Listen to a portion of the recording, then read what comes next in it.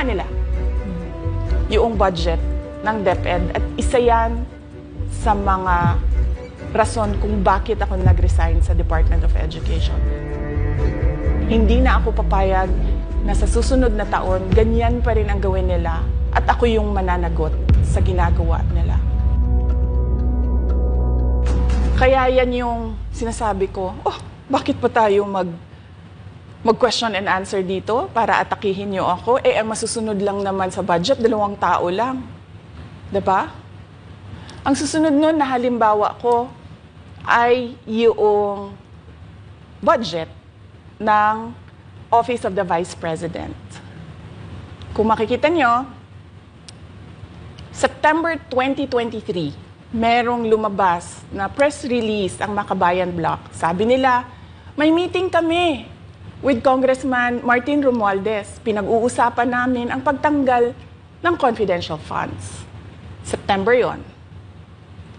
Pagkatapos noon, nagkwento sa akin ng isang congressman. Sabi niya, lumapit daw sa kanya si Congressman Ko at sinabihan siya na tatanggalin namin ang confidential funds ni Inday Sara. Hindi ba siya magagalit? Ang sagot naman sa kanya nung kaibigan ko na congressman, alam mo, si Inday Sara, walang pakialam sa pera yan. Magtatrabaho yan kahit anong budget. Alam niya yan. Dahil alam din niya na limitado ang pera ng gobyerno. Kaya magtatrabaho yan. Trabaho lang ang gusto niyan. Sinabihan siya. Inulit pa niya yung tanong. Tinanong niya yung congressman, sigurado ka ba na hindi magagalit si Inday Sara? Sabi niya, hindi. Kaya kung makita ninyo, doon sa budget hearing ng Office of the Vice President, ay dinefend namin ng maayos kung paano gagamitin ang confidential funds. Napapabilis ang trabaho, napapadali ang trabaho, dahil nakatarget yung mga proyekto. Pero pagkatapos nung plenary namin sa House, ay kaagad na lumabas, di ba? Walang 2 oras lumabas ang statement ni Congressman Zaldico. Ano sabi niya? Unanimous decision ng party leaders under the leadership of Congressman Martin Romualdez, tatanggalin namin ang confidential funds. At para hindi halata na inaatake nila ako, tinanggalan din nila yung mga iba pang mga departments ng kanilang confidential funds. So nakikita nyo, bumulong ang Makabayan Bloc kay Martin Romualdez. At dahil sa kagustuhan ni Martin Romualdez na hindi siya atakihin, at dahil sa gusto niyang suportahan ang Makabayan at ang NPA, nakinig siya. At ang ginawa niya, tanggalin yung budget.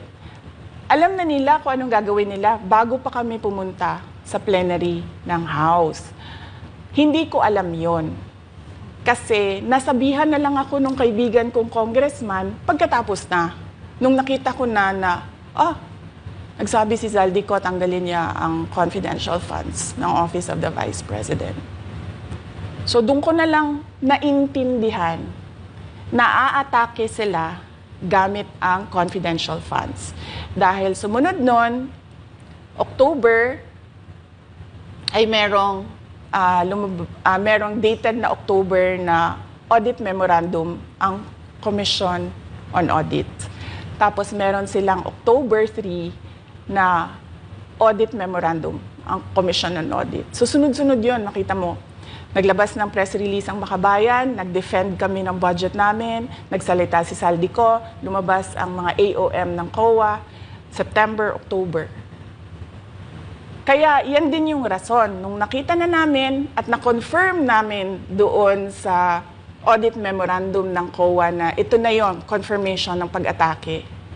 Kasi hindi pa kami confirm doon sa unang tanggalin namin yung confidential funds sa OVP. Ang kumpirmasyon namin, noong nagba-budget hearing sila, at doon sa budget hearing, tinatanong nila, may AOM na ba? May AOM na ba? At nakita namin lumabas na. Yun yung confirmation namin na ito yung pag-atake. Kaya nung fourth quarter ng 2023, hindi na ginamit ng Office of the Vice President at ng Department of Education ang confidential funds. Kasi sabi ko sa kanila, kahit gaanong tamang gamit natin dyan, gagawan nila ng mali yan. Bubutasin nila yan at aatakihin tayo gamit ang confidential funds. At ang patutuo nito, kung makita ninyo, noong House hearing, noong August 27, 90% ng mga tanong, confidential funds. Kahit na 2024 at 2025, wala ng confidential funds ang Office of the Vice President. So yan yung explanation ko, mahabang explanation ko. Bakit pa tayo mag-question and answer? Para atakihin ninyo ako? Tapos, alam naman nating lahat. Congressman Zaldico, Congressman Martin Romualdez lang ang nagdidesisyon sa budget ng bayan.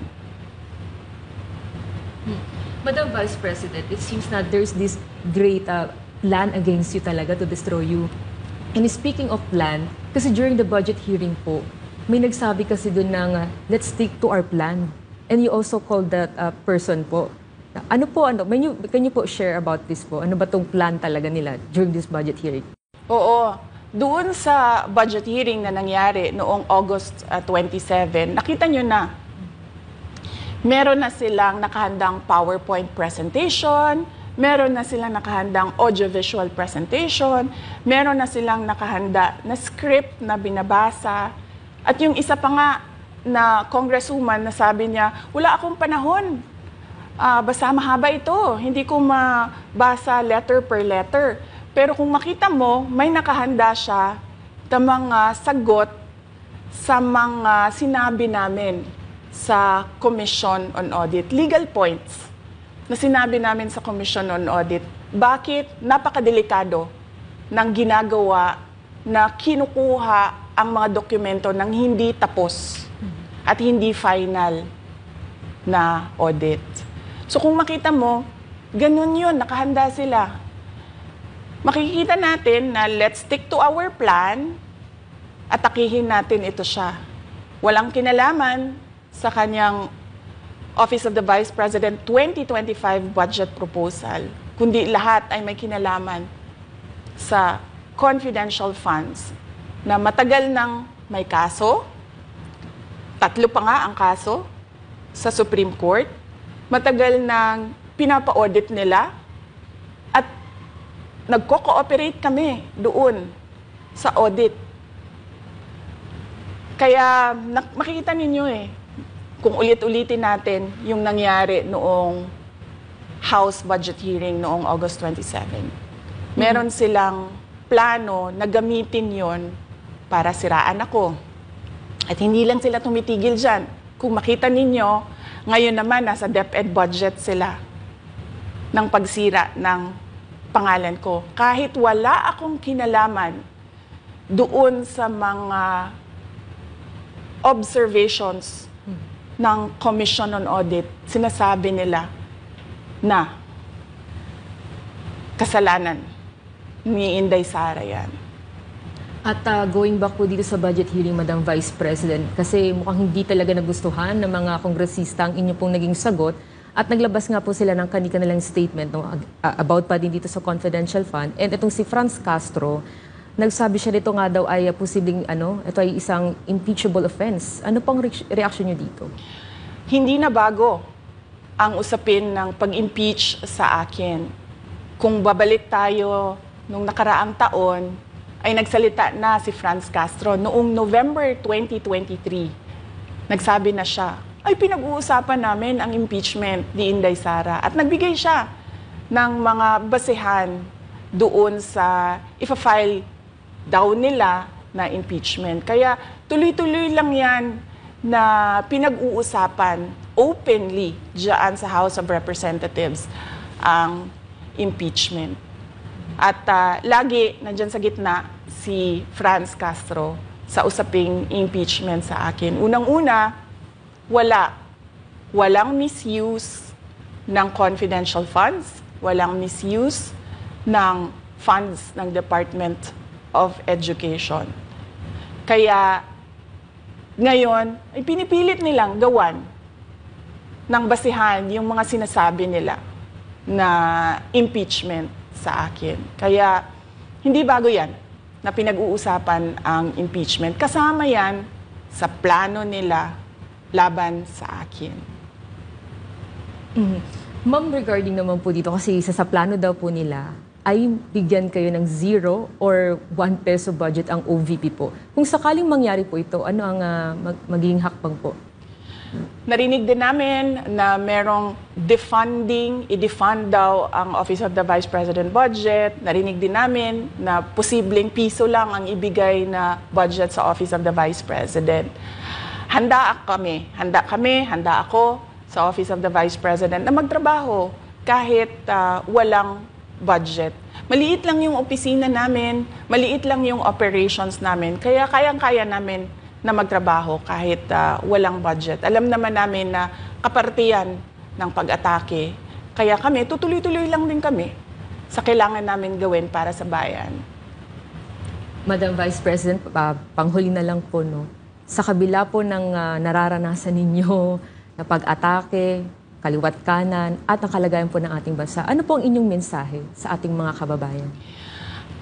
Unang-una mensahe ko sa ating mga kababayan, huwag silang magpadala sa ingay ng politika.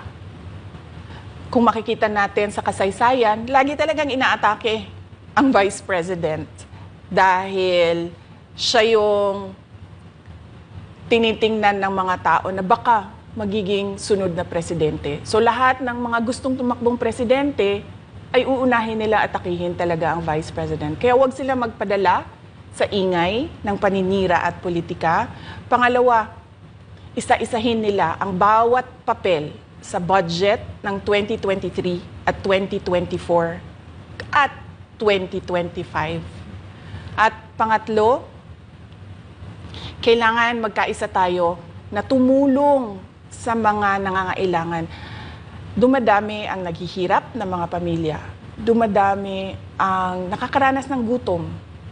Kaya kailangan tayo, kaya kami tutuloy din ang trabaho namin kahit walang budget. Dahil alam namin na yan yung pinaka-importante sa ngayon. Na matulungan yung mga kababayan natin na naghihirap at walang makain. Yan yung totoong problema ng bayan natin. Once again, ma'am, maraming salamat po sa pagkakataong pinagkaloob niyo po sa amin at nabigyang linaw po ang mga issue nga ngayon ay headlines po sa iba't ibang media. Maraming salamat po ni Madam Vice President. Thank you very much. Shukran.